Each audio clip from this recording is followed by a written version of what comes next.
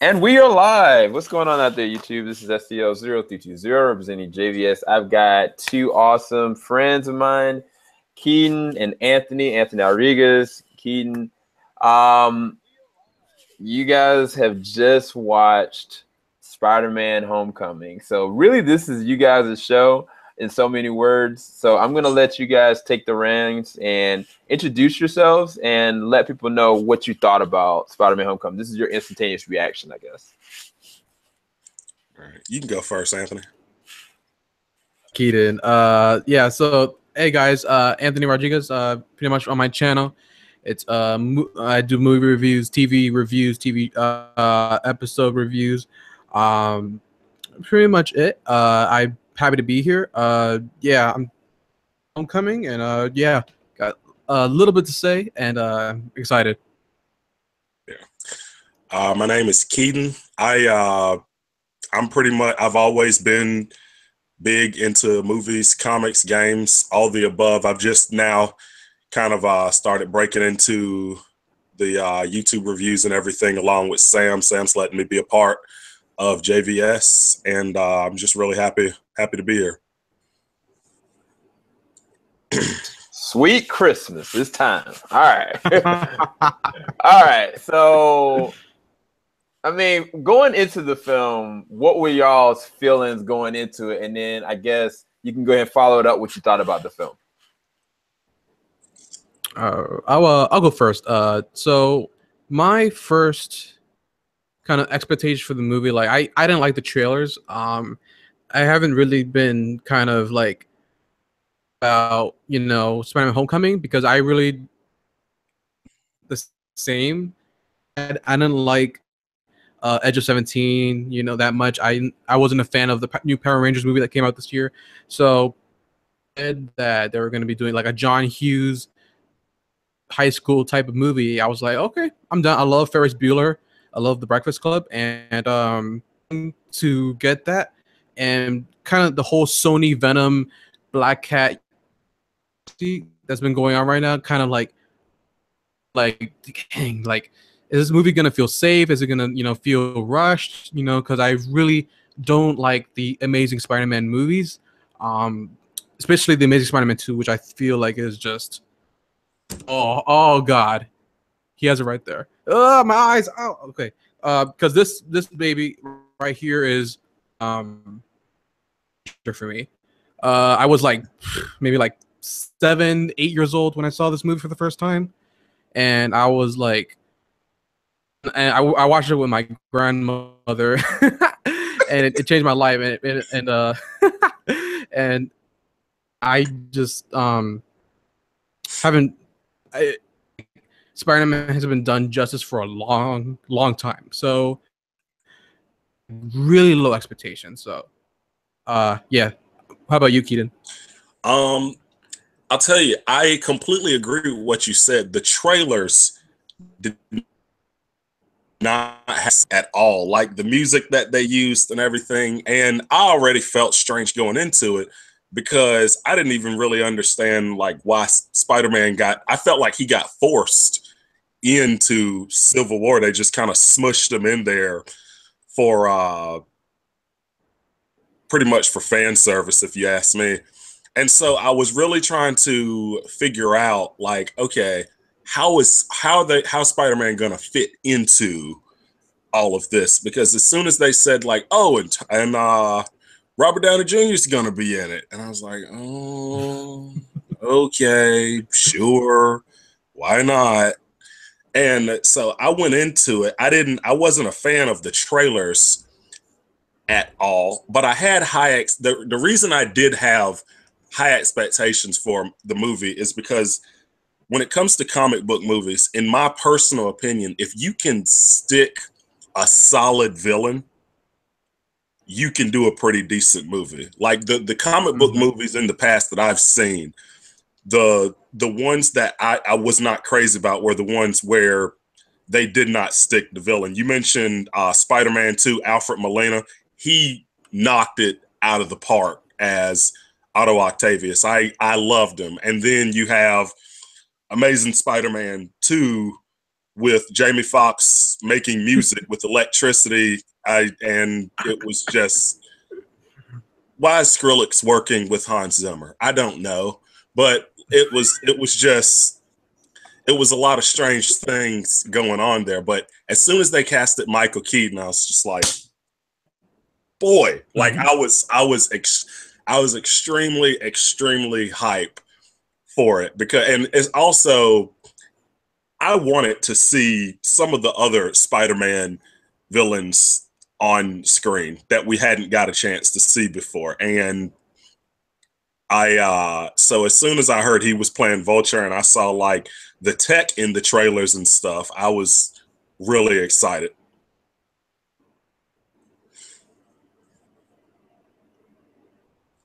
Nah, my bad, you guys. I was muted. No, that's actually really good. So, all right, so let's just, all right, people who have been grasping at straws, what did you think about Spider-Man Homecoming? You could go first, Keaton. I want to hear your thoughts, man. I thought that it was phenomenal. I thought that it was absolutely amazing. They kept it close to home. They didn't go and they didn't try and make it more than what it was. They didn't, they kept the story fairly straightforward. And I'm not saying that to say that you could guess everything that was going to happen, because you couldn't. I know there were a couple moments I almost dropped my ice. I was like, what? Was that what I thought it was? And I really liked the personal level, like how he was in the movie. He's constantly, he's not faking anything. He's not afraid to show you, I'm new at this and I don't know what I'm doing half the time, but I'm going to do my very best. I'm doing my best right now not to give away any spoilers, because I literally got out of the movie like 20 minutes ago, and it was, I'm probably going to go see it again tomorrow. I absolutely loved it. Michael Keaton just took that role and just ran. Some of when he was on screen, I got chills almost every single time. Almost every single time. He was so phenomenal. And that goes back to what I was saying. You stick the villain, you stick the movie. But at the same time, I have to take my hat off for Tom Holland, because he had his work cut out for him coming into it, being the third Spider-Man in, what, 15 years, 10, 15 years? And so he was coming into it with a lot of skepticism. I mean, I know I was skeptical, especially after him randomly popping up in Civil War to do the AT-AT thing on Ant-Man and then dipping. But he was amazing. He's my Spider-Man. I liked him. I liked him a lot. I'm looking forward to seeing what they do with him in the universe, because I'm not sure the latest as far as what's going on between Sony and Disney and Marvel, if they've worked something out so they can so Marvel can use them whatever way they want. But I'm really hoping they do now, because I like what I saw. No, that's awesome. That's really good. Go ahead, Anthony. And so I completely agree with everything you're saying too, man. Like, I really, like, coming out of the movie, I felt so happy. Like, for you guys, if you know me, I've been kind of critical to Marvel for playing it safe and making every one of these movies feel where it's the humor, and then you gotta have the hero and then the villain that sucks. Like, my top favorite Marvel movies are the Avengers, Winter Soldier, and the first Iron Man. And then now number 4 is going to be Spider-Man Homecoming, because I felt like who Spider-Man is, and made me remember why I fell in love with Spider-Man in the first place. The guy's a geek. He's in high school. He's, a bit shy. He has so many of these struggles that he has to go through with, you know, obviously the great line, you know, great responsibility. And I felt like they really, similar to how Sam Raimi kind of established the tragedy of what Spider-Man has to go through, you know, not be able to, without spoiling, you know, not be able to do certain things, you know, because of that weight of, you know, what his destiny is. And Tom Holland really, he killed it. He really did a great job. Yeah. I felt like he really embodied Spider-Man is. He was funny. The humor in this movie, none of it felt forced. It did. If you see my review for Wonder Woman, there's some parts I was like, I get it was funny, but I didn't feel it felt like it didn't feel flawless for me. Yeah. For this movie, it felt like like Guardians of the Galaxy. Everyone was just cracking jokes, like it beat you over the head with it. And I get it, you know, that's Marvel's move, but in this movie, it didn't feel that so much. And Michael Keaton, I love Michael Keaton. You know, he's on a roll with Spotlight, Birdman, The Founder. Like the guy, he's, you know, obviously Batman, and him. Maybe a year ago, he wasn't supposed to be in this movie. He was signed on, and then he left, and then he came back. So happy he came back because I was afraid. He made the movie. Yeah, he did. Yeah. He honestly, like, he wasn't a one-dimensional villain, and I was so happy because you understood his perspective of where he was coming from. Yeah, and I'm so conflicting with this because Spider-Man. I grew up watching Spider-Man the animated series, and this made me like really wish show because this really, like you said, it felt personal. Yeah, it was. It was one story.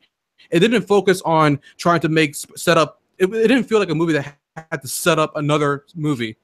Nowadays, you know, this movie is made to set up another movie. It didn't feel like that. Yeah, it didn't. And it makes me wish that maybe Marvel could do a Netflix Spider-Man show because Spider-Man is like the Batman of Marvel.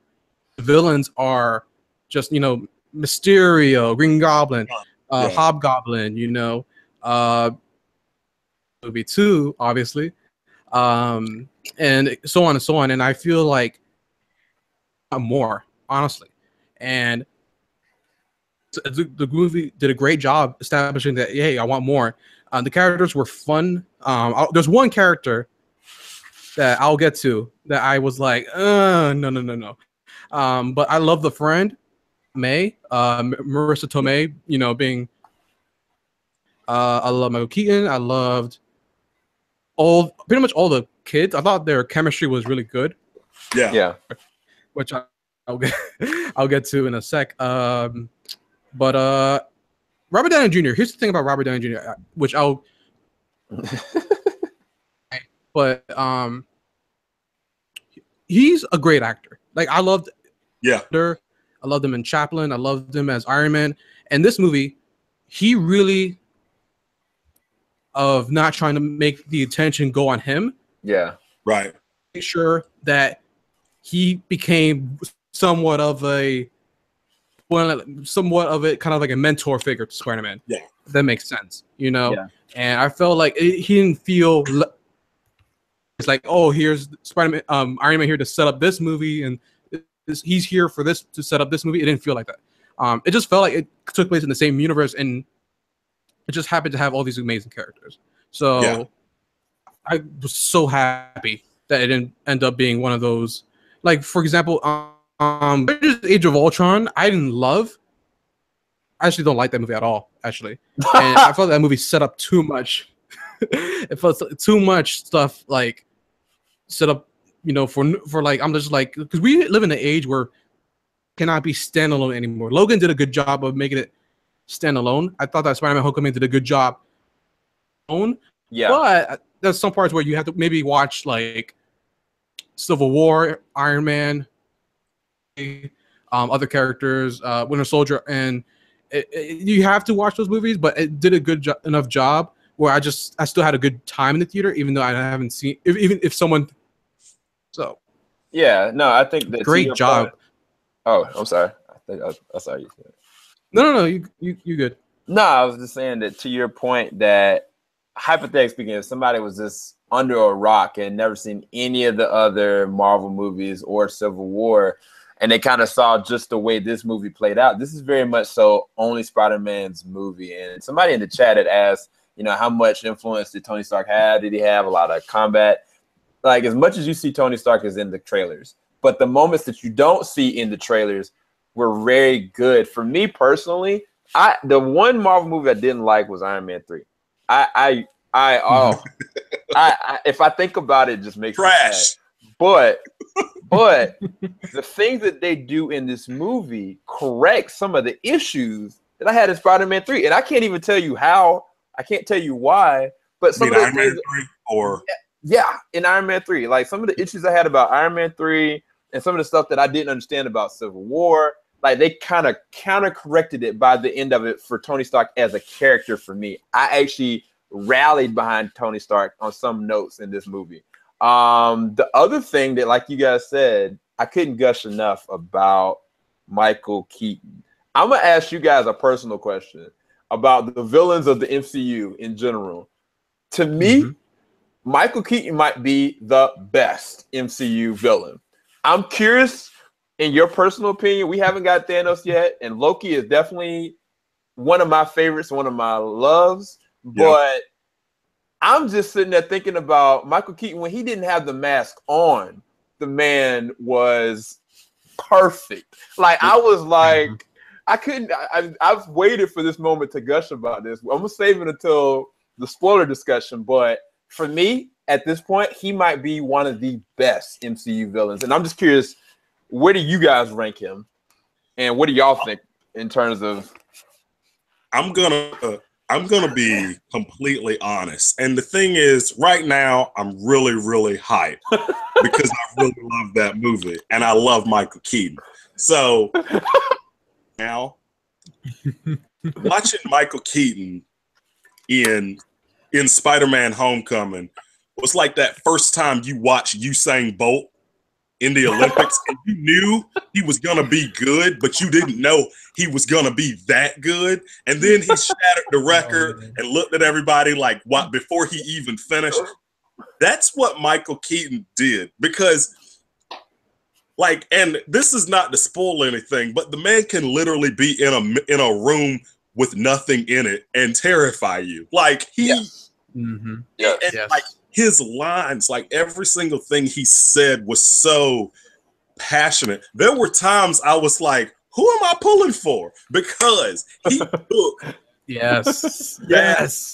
took that role and just knocked it out. Like, and what's so crazy is that he did this with a Spider-Man character with the Spider-Man villain that hasn't really been done before, is relatively obscure compared to all the other ones that have been done. Like, he's relatively obscure compared with like the Osborn family and Otto Octavius and some of these other guys. But I mean, he took it and everybody's going to know who Vulture is now because I think he took the bar and set it extremely high. And that's something that I honestly, I didn't feel this good about a Marvel villain since Loki. Like Loki behind the scenes with the strings. But like Michael Keaton was a completely different kind of villain. It's kind of like what Anthony said with Marvel is DC's Batman. I said that completely backwards. But in that sense where all the villains come from somewhere and have this completely different story, and he just took it and just, you can tell that he's just so seasoned and amazing. He just knocked it out of the park. He was absolutely phenomenal. I wanted to touch on the Tony Stark. You guys were talking about Tony Stark. I like what they did with him in this movie because you can I wanted to see the effects of the things that happen in Civil War. I wanted to see the effects of how he was doing mentally. And I thought he did a really good job. They did a very good job balancing that and not making it too much about him. Like I said, they kept it really, they kept it close. They kept it close to home. I personally, I feel the exact same way as far as Iron Man 3. They're doing everything they can to make sure people forget about that. Left a really bad taste in a lot of people's mouths. I still don't personally forgive them for it. But like at the end, it's funny because every time I see Tony Stark, I get this opinion, like I get this thought in my head, like I get it, he's kind of a jerk. And I still feel the same way. Like every time they show him, I'm like,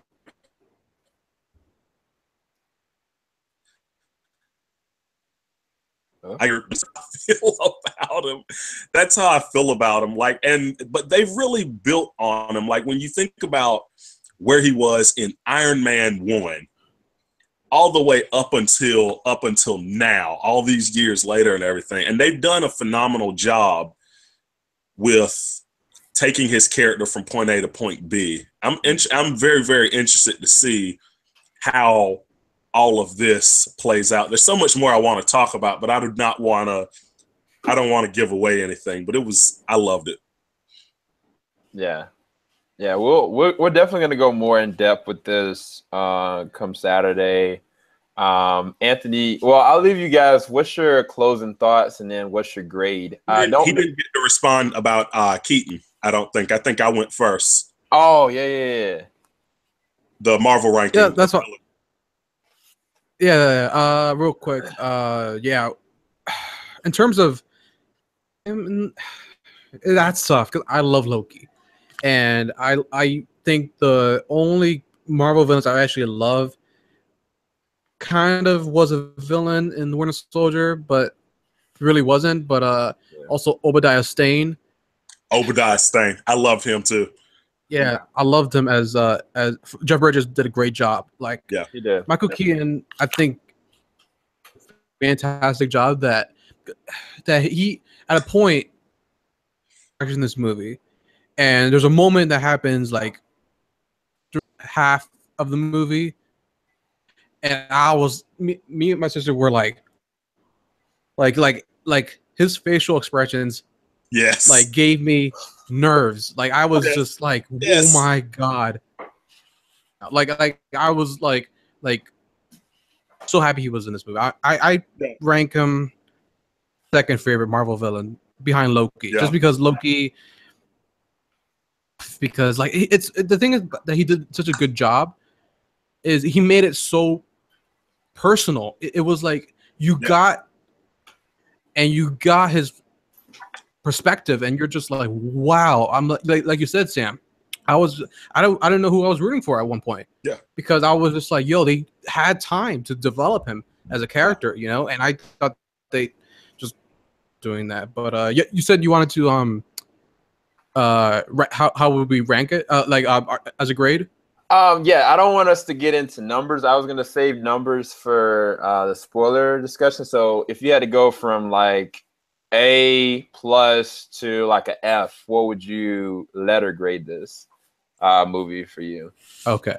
Man, I think I'd give it like an A-. Just easy. Only thing in the movie that I was just kind of like iffy on was Zendaya. Only thing why this wouldn't be like an A, solid A, and also Michael Giacchino's score at times in the movie for me. But that's pretty much it. I mean, like everyone else, I thought did a fantastic job, and the direction was really good. It felt like it didn't feel like a comic book movie at points, and as someone from New York, you know, who was born in Manhattan, and you know, having family members in Queens, I was so happy the way they made New York it feel like New York. Because in the Amazing Spider-Man, with those extras, you know, shouting Spidey, Spidey, I was just like watching right now. And in this movie, they made it feel like New York and Queens, and bravo. Yeah. That's dope. That's dope. Keaton, what about you? What would you letter grade this? If I had to give this movie a letter grade, I would definitely give it a very solid A, like a solid A, because they had to come into this make you care about Spider-Man again, like between Tobey Maguire and Andrew Garfield and all the beef between Sony and who's getting what and what's going on here. It gotten to the point where it was just like, man, what have they done to our boy? Yeah. But like besides it being an absolutely phenomenal movie, like, because I can't think of really, like, as far as all the characters go, I thought they stuck it. I thought they did an absolutely amazing job. I thought there were some really awesome Easter eggs in there for comic book readers, some characters and stuff that popped up that I didn't even know about. I thought that was really awesome. I agree with Anthony. The score wasn't the epicness that I wanted it to be, but Hans Zimmer can't do everything, and so that's how I felt. That's how I felt on that one. It wasn't. Yeah, the score wasn't anything spectacular to me, but all of the overall, I just thought it was an extremely well done movie. It had the exact right. I thought the balance between action and dialogue was spot on. I didn't find a lot of stuff in there that was unnecessary or stuff that didn't make sense. Yeah. And the fact that they could pull that off after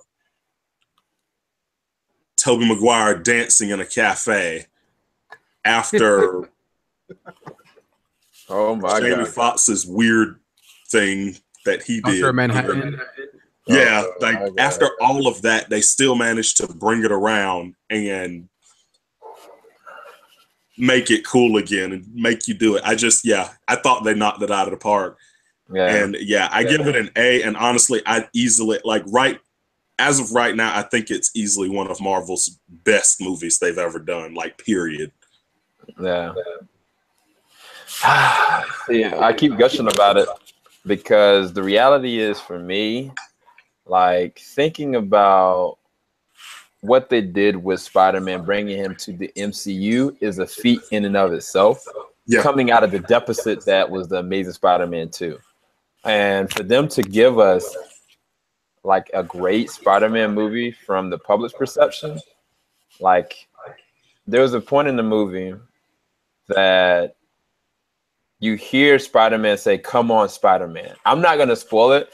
I'm not gonna talk about the specifics of it, but it was in that moment. And I talked about this in the video that I did, that I felt like his real desperation and his real internal pick-me-up. It was when he said that to himself that I was like, okay, this is my Spider-Man. I'm with it.